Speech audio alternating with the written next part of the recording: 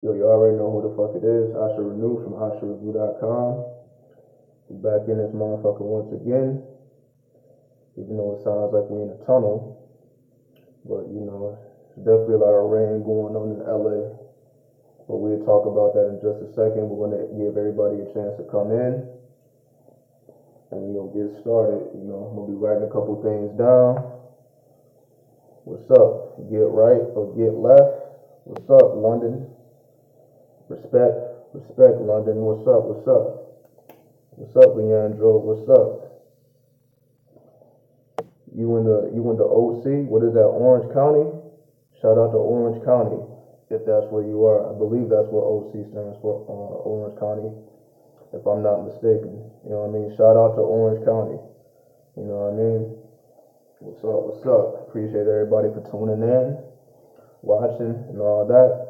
So right now we in a little motel room because it's pouring rain everywhere, and it's going to be raining for a whole nother 12 hours. So if I am going to do a meetup, it's not going to take place today, of course. I'm not going to bring everybody out in the rain. That'd be no fun. Unless people like rain, but we will give you information nonetheless. Now, the reason I titled this video, The Purifying Waters of Sin, is due to what's actually going on right now. But before I actually get into that, let me actually talk about the city of LA. Because, of course, I've made many videos in LA over the years. For those who've been tuning in, you've seen me, Venice Beach. You've seen me downtown. You've seen me in Pasadena. And who knows where else. I've been all over the place, but I don't think I actually sat down and really just broke down the energy of the city before. I was just kind of going with the moment and flowing what I was feeling at the moment. So, to break down LA from my perspective, because when we deal with LA, whenever we deal with the West Coast, now we're dealing with the fire element.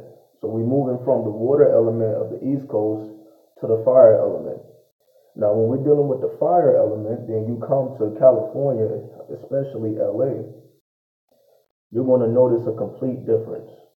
And let me compare it to the East Coast so you can kind of get a perspective of what I mean by a complete difference. When I mean a complete difference, it's talking about, as I was speaking about the East is so elusive and lucid and flexible that you really don't see the people. The people don't really stand out. Most people are conservative, as I was speaking about before. You can go downtown and just enjoy yourself, look at the monuments, look at the building structures, architecture of the buildings and everything. You can really just go down and enjoy yourself and really be in your own universe. Nobody's really going to bother you, so on and so forth. I believe marijuana is still illegal to a certain degree on the East Coast. It may be certain states that have limited regulations with it. Again, I'm not sure about all that. But once we come to the West Coast, we see a complete change of energy. Meaning, there's a smell of weed all over the city. For one, you're going to smell marijuana no matter where you are, if you're in the city of LA, for obvious reasons. This is definitely a psychedelic city. I also call the city a cult city. Back in the day, I used to call it a cult city. But now I would call it more so the psychedelic city, because this is definitely the place where people come, or where people live, or where people come to really explore and experience the psychedelic realm. And of course, I know that for personal experience, as I used to live here for many years, and it's definitely in LA where I started to actually smoke weed, and indulge in things that I grew up not really feeling. You know what I mean? Like, weed has been around me pretty much my whole life, here and there, but I never was really drawn to it. It wasn't until I came to LA and I was amongst people who were actually smokers, because I was always on the outside looking in. So from the outside looking in, it didn't really appeal to me at first. Now, once I actually started to have conversations with people, and I started to actually truly open my eyes and open my ears and really listen and observe based on what was being told to me and based on what I'm seeing, it didn't really match up with what I thought was the reality of, indulging in psychedelics. So I'm just going to say psychedelics because, of course, it doesn't stop with the herb. So I'm just going to say psychedelics as a whole, just the psychedelic hub. You know what I mean? Whether it's shrooms, LSD, DMT, so on and so forth. So once I started to observe and listen deeply and to truly understand what was being said and what was being seen, on my 21st birthday, I decided to give it a try. And ever since then, it completely changed my perspective of life because it gave me a personal experience of all the things that I felt within started to manifest outwardly. Because again, I'm from Detroit. So, of course, people smoke everywhere. People do psychedelics everywhere. It's not just the West Coast, not just the East, North, Mid, West, South. People indulge in these things everywhere. However, the culture, I didn't see the culture nowhere else.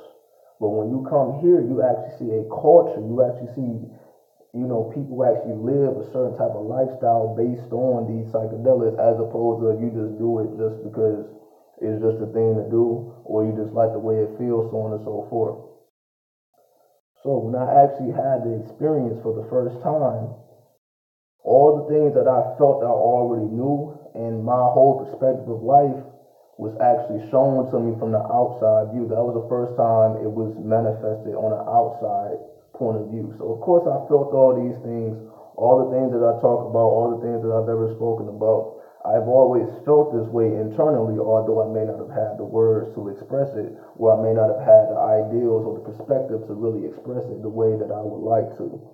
So when I actually started to indulge in the psychedelics, it actually gave me the first-hand experience that I was lacking beforehand. So of course I had this internal feeling, but I didn't have the actual personal experience.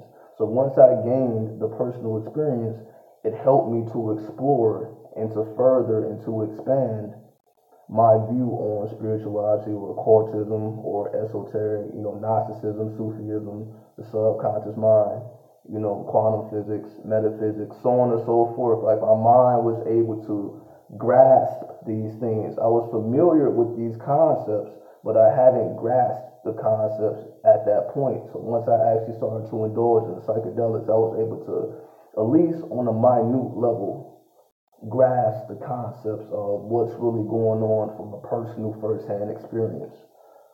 Now, moving forward, because this is a psychedelic hub and it's a whole culture built around it. And what I mean by that is the whole 420 thing that has become worldwide originated in California. So the whole 420 craze and all that started in California and it expanded to the whole world. You know what I mean? So that's definitely the energy of Cali in terms of the actual culture. Not necessarily people smoking. People actually started to smoke. In America, I believe after the Mexican Revolution, they was putting weed or herb or marijuana, whatever you want to call it. They was putting it in medicines beforehand, but people wasn't actually smoking it. The actual smoking became popularized after the Mexican Revolution. You know what I mean? So definitely shout out to Mexico because they brought that culture from Central America. So, and I believe that was in the early 1900s, like 1901. Something like that. So well over 100 years ago. So this is definitely deeply embedded. And of course, California and especially Southern California being so close to Central America, we see why the influence has been able to take root and expand all over the world. So of course, we also have to help with hip hop. A lot of West Coast artists, contributed to the popularization of the marijuana, and of course, it became a worldwide phase. Or phase or craze, whatever you want to call it at this point. So this is definitely energy from Central America as well as the West Coast being influenced by Central America. Then of course, the oldest gangs, like the gangs go back to the early 1900s as well. That's definitely originated and came to the West Coast And again, of course, you also had gangs in New York and Chicago, so on and so forth. But this particular style of gangs, and I don't want to call it gangs and give it a negative connotation. Gangs is as in people protecting and looking out for each other and, doing what they have to do for survival, so on and so forth. The popularization of it and the way we think about it definitely came from the West Coast, and it definitely came from the Latin culture or the Mexican culture, so on and so forth. So I just want to just lay the foundation of just the overall energy of the West Coast. Of course, I'm going to show y'all some sites. Now, I may or may not be live when I'm actually showing y'all the actual places. But again, I don't want to bring the camera or actually my phone. I don't want to bring it out in the rain and have to hold this umbrella. It's just too much, I don't want to, risk getting any water damage and all that. So we're going to have to stick with what we can do for right now. We're going to have to stay inside. But nonetheless, just giving y'all a perspective of just the Western influence on the world. Now, moving along, from that perspective, now knowing and understanding that, as we were saying earlier, the East Coast is more elusive. You're able to really zone out and be in your own universe because you really don't have too many distractions. You can really zone out into whatever universe you want to tune into, whatever frequency you want to tune into, and you can zone out and, just be in your own lane. When you come to the West Coast, however, the distractions are never ending. Now, what do I mean by that? The distractions are never ending because now you're dealing with illusions of grandeur. Or in other words, whatever your weakness may be, well, I don't want to necessarily say weakness, but whatever can tempt you will tempt you here. That's why it's a lot of people that get lost here, meaning you come here, then you have to see places like Skid Row, you have to see a bunch of homeless people, you have to see a bunch of drug addicts, you have to see a bunch of crazy people walking around, not receiving any help, not having any aid, so on and so forth. You have to tune into the harsh realities of what's actually going on. Now, the reason all these things are going on is because people enjoy exploring the psychedelic realm. Because if you don't do this, or in other words, if you don't do this with a clear mind and you don't understand what's really going on and you don't truly understand how to balance the psychedelic realm with the physical realm, or the etheric realm with the physical realm, you start to want to be more in the etheric realm more than the physical realm. And this is what causes addiction because, of course, you know what I mean? Like, you have the strongest of the strongest here, the strongest herb, you know what I mean? The best of the best is going to be found here. So people are actually, you can kind of say people are spoiled here in the sense of that they have access to the best of the best, for better or for worse. For those who know how to maintain balance, it will be for the better. But for those who can get lost easily in the ethers, because again, it's not for everybody, and I definitely want to emphasize that drugs, or what we consider drugs or herbs, are definitely not for everybody. It is due to us not having an initiation process in order. And what I mean by that is a rites of passage, meaning if a rites of passage system was set in place so that everybody will be able to experience a psychedelic realm in a controlled fashion, then we wouldn't see everything we see here. But because the rites of passage or the initiation process is not in place, it's easy for people to,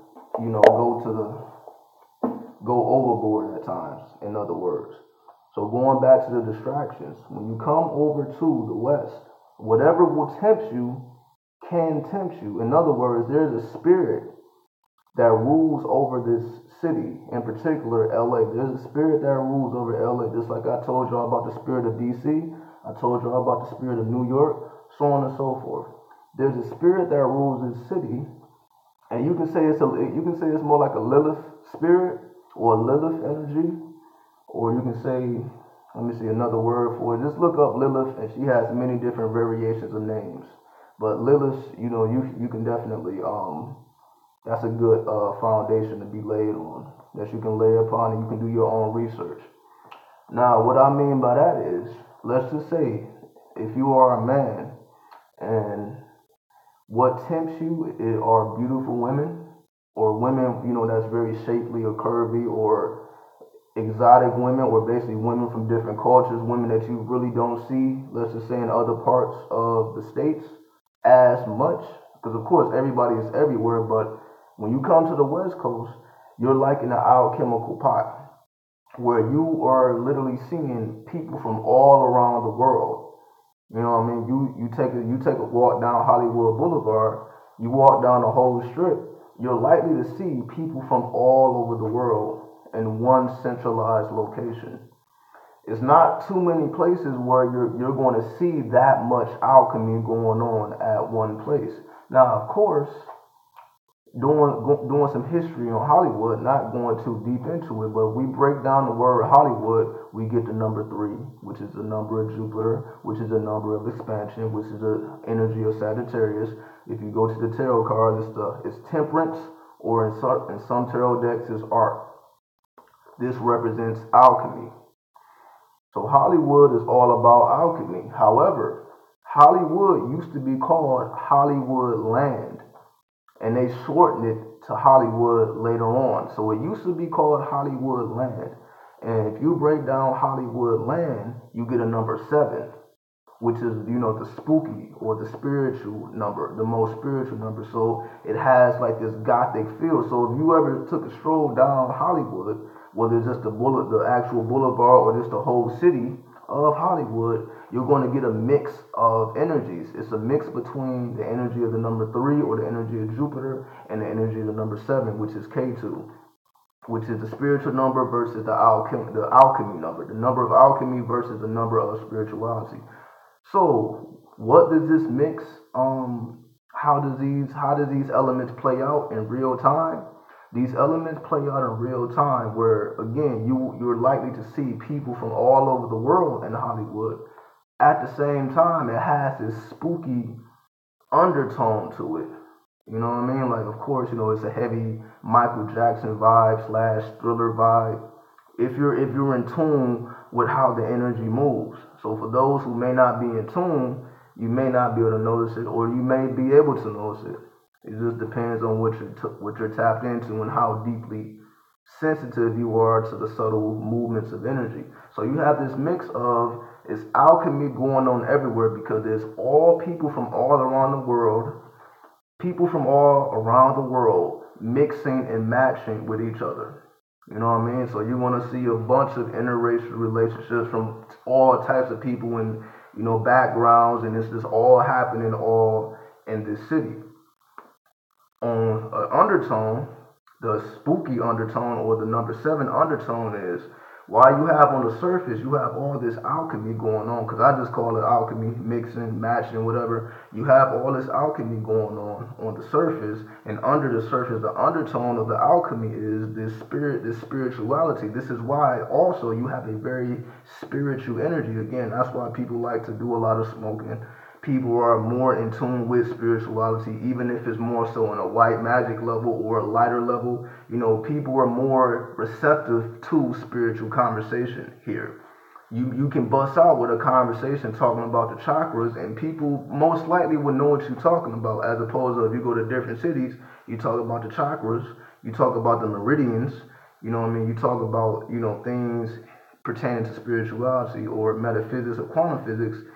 People are not really receptive to that. But if you bust out with conversation here, even if a person doesn't truly understand what's being said, they will at least give you an ear. You could at least, like, there is going to be somebody who knows at least about crystals, at least about herbs, because it's a lot of Wiccan energy. Wicca is more so what the popular thing is here. So of course people are going to be into candle magic, crystals, herbs, this real white magic. And of course, sometimes people may dabble in black magic, but you don't really see that too much on the surface. They keep that, to themselves. So all these energies mixing and matching gives rise to a lot of temptation. And that's what I mean. So let's just say if your weakness is drugs, it's drugs everywhere. It's easy access. You can get it. You can find it wherever. I don't think California is at a place where you can just walk in the weed shop and just buy it. I think you still need a medical card. It may have changed in 2018. Like, this is my first time here in 2018. So if it has changed since 2017, then I'm not aware of it. But if it has, then it has. But from my understanding, I believe you can't just walk in. Like, if you was in Denver, you can just walk into the weed shop and just buy. You just show your ID, and you can just do your thing. But I'm not sure if it has passed that far in California yet. It may have, it may not. I'm not sure. I have to do my research. So I'm just going off the dome and what I remember it being. And again, things change every day, so who knows? So whatever your temptations may be, you will find it here. You will find it on the West Coast, and you will have to face your shadow. And again, whatever tempts you, you will face it head on, and you have to challenge it, and you have to be able to maneuver around it, as well as deal with it when it presents itself. Because it's a Lilith spirit, the Lilith spirit is like a spirit that haunts you, in the sense of you will always have to deal with your shadow. On the East Coast, you really don't have to deal with it from the perspective of you can tune it out if it's right in front of you, because you can just tune into a different vibration and you really don't have to deal with it. But when you're dealing with the energy of Lilith, you can't just tune it out, because it's something that appeases you. It's something that appeals to you. Again, it may be a beautiful woman that's no good for you, but because she's appeasing to the senses, she appeases your senses, it's a little bit harder to just say, okay, no, I'm not going to deal with that.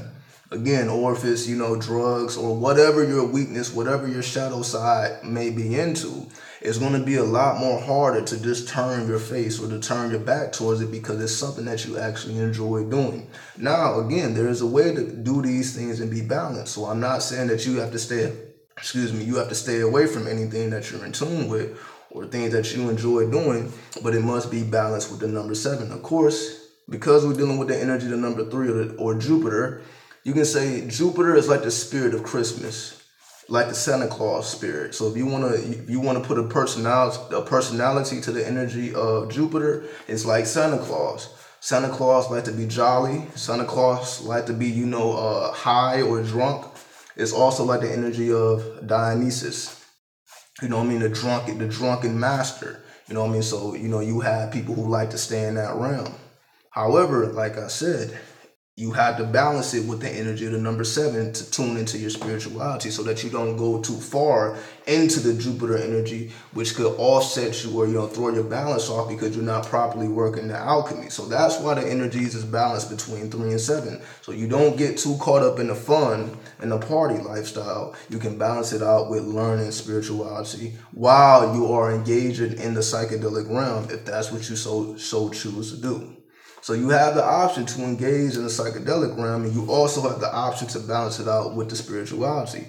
Now, if you don't balance it with the spirituality, then of course you see people who have a harder time to balancing that. You see them all over the place. So it kind of gives you motivation and inspiration to okay, let me make sure I don't take this too far, because I can clearly just walk out of my front door, and I can see people who have taken this too far. So let me stay balanced with this spirituality, because I know where I'm going to end up if I don't. As well as, let me make sure that I engage with my spirituality, but I have to have a direct experience as well. I don't want to get too caught up with reading a bunch of books, or get caught up with information I don't truly understand or I cannot grasp because I don't have a personal experience. So the energy of Jupiter will give you a personal experience, as while you are studying. You have to study. So when you study, when you go into the party mode, it's giving you a direct experience, as opposed to you're having a direct experience, but you don't understand what's going on. And again, this is basically what you see most of the time around you.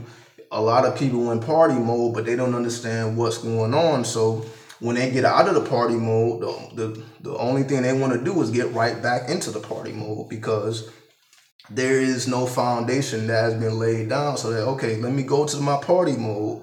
Let me see what's going on. Now let me take it back to the books. Let me take it back to my studies. Let me take it back to what I'm actually going through, what's actually on my mind, so I can see, okay, this is what's going on. Okay, quantum physics, okay, we're in the holographic universe. Your subconscious mind is manifesting right before you. See, when you understand these concepts, you can counterbalance what your direct experience with some type of foundation. But again, if you're so heavy with the books without having a direct experience, one extreme can turn to another extreme. So you're working with the energies of 3 and 7. And of course, if you break down the word Los Angeles, it breaks down to the number 1, which is, that's why, many people here are very egotistical. It can be people. I just had an experience today, actually, where, basically here what happens is a lot of people like to sleep on the train, right? Because the train is very comfortable, it's very relaxing. It pretty much, calms your nerves, calms you down. So as you're riding the train, it's very soothing. So you may sometime, snooze and take a quick nap, which is just fine. It's nothing against naps. But of course, some people take a nap and don't wake up for 3, 4, 5 hours. So what they put in place where every time the train reaches its destination, they have security walk up and down the trains so that nobody's sleeping on the trains. Now, it took them some time to do that. They didn't always do that, but it got to a point where they had to, because so many people was piling up in the train just sleep. Whether they was homeless or whether they were just sleepy, whatever the case may be, it was just so many people piling up in the trains where they had to place security there to make sure that things don't get out of hand. Because again, we're dealing with people who don't understand that balance of the 3 and the 7, right? So again, these are just the end results of people who don't understand that balance. So, as I was saying earlier, I just saw something today where somebody basically got caught sleeping, or caught slipping, or caught lacking by the security guards, right? So they basically say that, where's your tap card? Basically, here we use tap cards. If you want to get on the train, it's this little card. I actually don't have my wallet, it's in the other room. But it's a little tap card, you know what it is. If anybody rides public transportation, you know what I'm talking about, a little card. It looks like a credit card, whatever. So there you go, where's your card at? You know what I mean? If you don't have your car, you got to get off the train, whatever. So although this person was in the wrong because he didn't have his card nor his ID, so you know what I mean? He would I don't know how he got caught lacking or why he was even on the train without any of this information. But because, again, people like to stay in party mode, they tend to end up in situations like that where they shouldn't even be in. For example, there was times where I had to hop the train. I'll be honest. There's been times where I had to hop the train where I didn't have money to pay for it years back. But I learned how to navigate and to not get caught. Just, trial and error. Like, okay, I need to get off on certain stops. I need to make sure that when the train reaches destination, I have to switch my seats and all that. I developed the whole process just because I had to at the time. You know what I mean? Because my money was all over the place. Sometimes I had it, sometimes I didn't.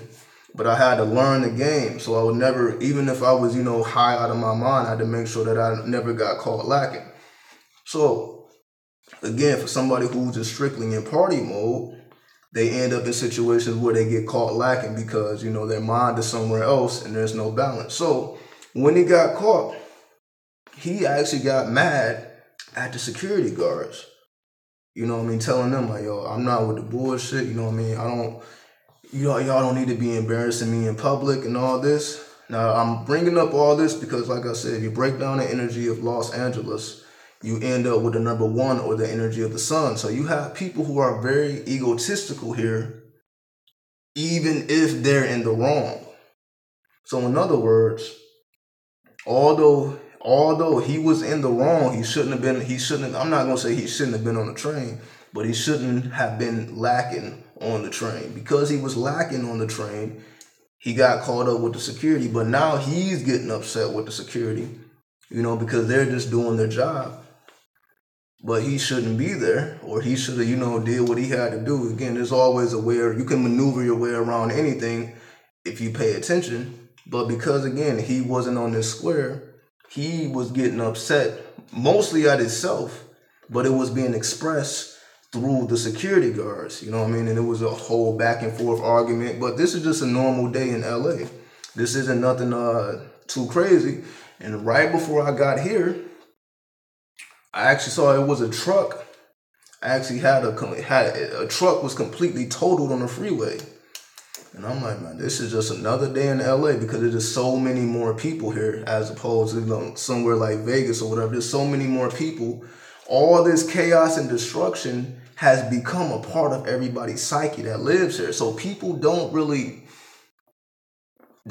at it from the perspective of somebody else. Sorry about that. That was a notification.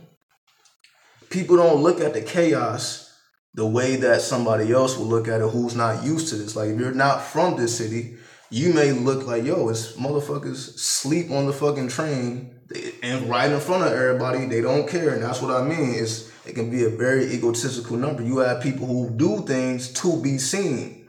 Like, you know what I mean? Somebody may get on the train and just lay on the fucking floor of the train or just lay all over the seat. You know what I mean? Got their feet out. You know what I mean? Fingernails is all crazy. But they do it to be seen because it gathers attention. So they are absorbing that attention that they're getting from the people because, you know, if you just see a motherfucker laid out, you're going to at least look over there and see what's going on. So everybody who gets on the train is looking at this motherfucker just laid out. And they're gathering the energy from everybody, you know, looking. So it's some very deep alchemy going on if you understand what you're looking at. So lastly, before we shut this down, because I'm going to do another video right after this one. Because again, because it's raining outside, I don't really have to go nowhere. I don't really have to do anything. I just came to the city. It's really just to be in my own space. You know what I mean? You know, because sometimes when I go to these cities, you know, I'm dealing with other people. You know what I mean? So I don't really have a chance to be alone. So I came out here to be alone. And to just really be inside my own thoughts and trying to, you know, plan things out and be more strategic so that when I go back to Vegas, then I can get on my game like I was before, or even better, come even stronger. So I just really came out here to just self-reflect more so, and definitely the rain has been purifying me, and that's the subtitle of the video is The Purifying Waters of Sin. Because there's so much sin or lunar consciousness or subconscious manifestation going on in this city, when it actually does rain, you actually see the purity of the city, which doesn't happen too often. But when it does rain, like pretty much all the people that be on the bullshit stay their ass at home for the most part. So the only time you really see the purity of the city is when it rains. You know, people are not driving as crazy as they usually drive. People just call off work, all right, I'm not coming in today, or they're driving a little bit more carefully because they don't want to, you know, total their car. So people are actually being more conscious as opposed to people just flying and, you know, just complete chaos and madness. We'll see more of that tomorrow. You know what I mean? Once the rain stops, once things get back in motion, you will see all the chaos and madness. But mostly when it rains, people just kind of stay away from it. You don't really see too much going on because the rain is such a purifying force that people do not want to be cleansed from their sins. Because again, the energy of Lilith, or the energy of people wanting to embrace, you know, the things that tempt them. Like, this is the energy. The energy is embrace the things that tempt you and follow your bliss, which isn't a bad thing at all. It just becomes bad when it's not balanced. So once again, whatever your temptations are will be found and will be discovered, and you will have to deal with these things head on, and you will have to face your shadow here. And there's really no way to maneuver around it without facing it head on, which can be constructive or destructive depending on how you balance it out. Balancing out the direct experience and having the knowledge to understand what's really going on. So for example, if people don't know who Lilith is and what the energy of Lilith is, they don't know how to interpret that. You know what I mean? So that's why I encourage people to get encyclopedias of spirits, herbs, crystals, So, colors, all these things just to build a foundation so that when you see things in the psychedelic realm or when you see things around you, you may see a particular symbol that stands out to you. You want to know what that symbol represents. So you have a reference to go to. So, okay, I see what this symbol means. I see what this means. I see what this means. And you start to further your research. So once you have a foundation based on research, you can make sense of the direct experience instead of it not making sense to you. So I definitely want to end it right there. So just to give y'all a foundation of the energy of LA from my perspective, to the best of my ability, the energies of 3 and the energies of 7, as well as the energy of 1. That's why it's also the city of innovation. It's also a trailblazing city. All things technology related has to come through LA. They have, I believe, the E3s here, when all the new shit. And I believe Apple has the most stock here or whatever. Like, I believe the biggest or the wealthiest company in California, I believe, is Apple. So it's a huge Apple influence here as well. So anything technology related has to come through LA, and they will. I believe they show things in the convention center. So just to give you a mix of the energy of 1, so you have the egotistical mindset as well as the innovative and the trailblazing mindset based on technology, science, engineering, mathematics, so on and so forth. So we'll end it right there. I'm probably going to do another video right after this one. I may switch the angles up or whatever. I'll see something, but just to give you our perspective of the West Coast from my perspective, and again, this is an ongoing study. Every time I come to the West Coast, it's always a different energy because I change as well. As we change, how we see things will change as well. So this is based on my perspective as of now. I've only been here, since 6 a.m. So it's about to be 2. So I haven't even been here that long, maybe 8 hours. So this is basically my observations in the 8 hours I've been here for the 2018. So I'm gonna come right back and show. I'm gonna write down a few notes, take care of a couple things, and we're gonna present even more information. So I appreciate everybody for tuning in. I'll be right back at y'all. Peace, hotep, chaos, madness, destruction. Get with it.